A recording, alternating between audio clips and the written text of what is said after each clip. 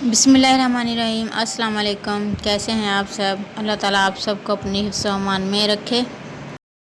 आज हम आपको बताएंगे कि फ्रीज़ किए हुए कीमे को किस तरीके से हम खोल सकते हैं, वो भी सिर्फ 5 मिनट के अंदर। और कीमा धोने का बेहतरीन तरीका कौन सा है वो भी हम आपके साथ शेयर करेंगे इंशाल्लाह। ये हमने गोश्त को धो के ही इसका कीमा बनाया था और अच्छे तरीके से कीमे का ब्लड जो है वो साफ़ करके हमने कीमे को फ्रीज़ किया था, लेकिन फिर भी इसमें थोड़ा बहुत जो है ब्लड बाकी रह जाता है।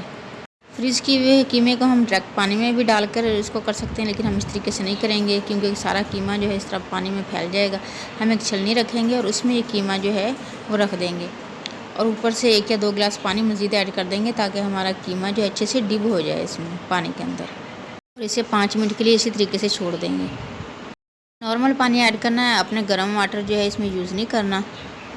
हमने इसे 5 मिनट इसी तरीके से छोड़ दिया इसे, और देखें माशाल्लाह से कीमा जो है हमारा बिल्कुल जो है खुल चुका है। इसमें जो ब्लड था थोड़ा बहुत वो भी निकल चुका है और बाकी मज़ीद हम इसको अच्छे से धो लेंगे।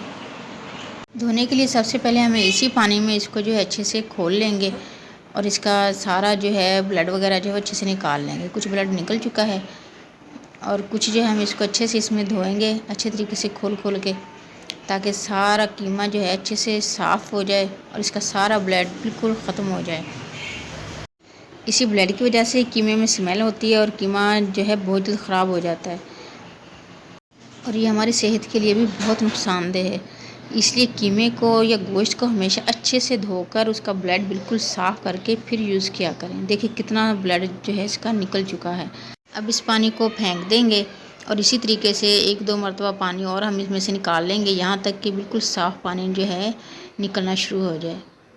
हमने 2 से 3 मरतबा पानी जो है इसका निकाल दिया है और कीमा जो है बहुत ही अच्छे तरीके से साफ़ हो चुका है। अब इसमें बिल्कुल भी ब्लड बाकी नहीं है, पानी देखें बिल्कुल साफ़ है। इस तरीके से अच्छे तरीके से कीमा या गोश्त को धोएं और फिर इसे यूज़ करें, क्योंकि सेहत पर कोई कंप्रोमाइज़ नहीं है। थोड़ी सी मेहनत ज़रूर है, लेकिन अपनी फैमिली को, अपने बच्चों को मुज़र सेहत खानों से बचाएं और चीज़ों को अच्छे तरीके से धोकर इस्तेमाल करें। हमने इसका सालन बनाना है, जिस तरह आलू कीमा हो गया, मटर कीमा हो गया, तो इसको ऐसे ही छलनी में छोड़ दें थोड़ी देर के लिए। अगर हमने कबाब वगैरह बनाने हैं और इसका पानी बिल्कुल खुश्क करना है तो इस तरीके से इसका पानी जो है निचोड़ दें। इस तरीके से कीमा जो है बिल्कुल खुश्क हो जाएगा। हमने भी इस कीमे के कबाब बनाने हैं, इसलिए हम इसका पानी जो है अच्छे से खुश्क कर लेंगे।